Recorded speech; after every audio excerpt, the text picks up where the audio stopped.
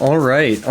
I am James Armstrong, and I'm going to show you guys my final project for a mobile development class at Paul, Android development. So this is a game that I made called MazeBall. I think the easiest way to show this off would be to just jump right in.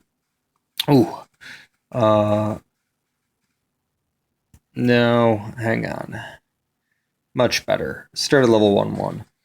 All right, so this is my game, and the idea is that this game uses the gyroscope within the hardware of the Android device to detect specifically the gravity acting on the device, so that whenever the device is tilted to the right or to the left, the ball will move. And that's really the only user input, is you just move that and I try and just go to the goal. And now you can see up at the top there, I've moved to the next level.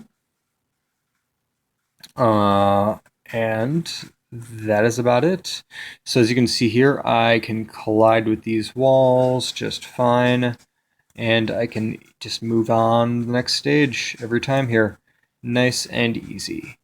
And keep on going. And now here, whenever I get to the 5th stage, I can move on to the next area. Level 2-1 now. So every time I move to the next area, the maze gets bigger, which will eventually make them quite a bit more complex. But for now, let's go back to the menu. So as you can see, I can go into the game, back out to the menu. It'll save the stage that I'm on, and that's no problem. I can go back into the game and continue to advance through these stages, and then the menu will still retain that information. So now I'm on 2-2. Main menu knows I'm on 2-2. So here I also have a level selector, so I can just jump to wherever I want. So let's jump to a bigger one. Let's go to Area 8, Stage 3. So the areas indicate the size of the maze, right? So you will quickly see what I'm talking about. Yeah, quite a bit larger. This is, just a bigger maze. A more sort of advanced stage. So the way that this game works on the back end is that there's actually a maze generation algorithm that I'm using. So it's similar to Prim's algorithm, if anybody's familiar. But basically, it just randomly generates a maze. I make a maze that is some size, and then it'll randomly go through all of the cells in the maze and tear down walls until it gives me something like this.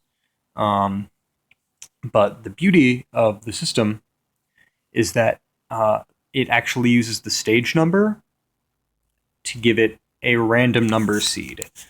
And so that random number seed is used by the generator. So the way that works is if you set the same random number seed, then the way that Java's random class works is that it will, if you perform the same sequence of random activities, getting random integers with the same random number seed in the same sequence, then you're going to get the same results every time.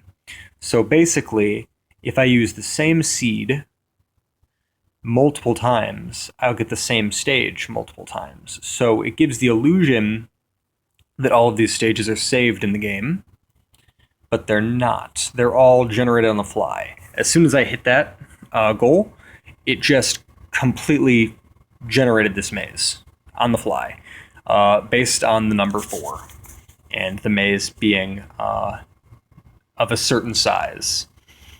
Based on the size of the maze and the number 4, it generated it.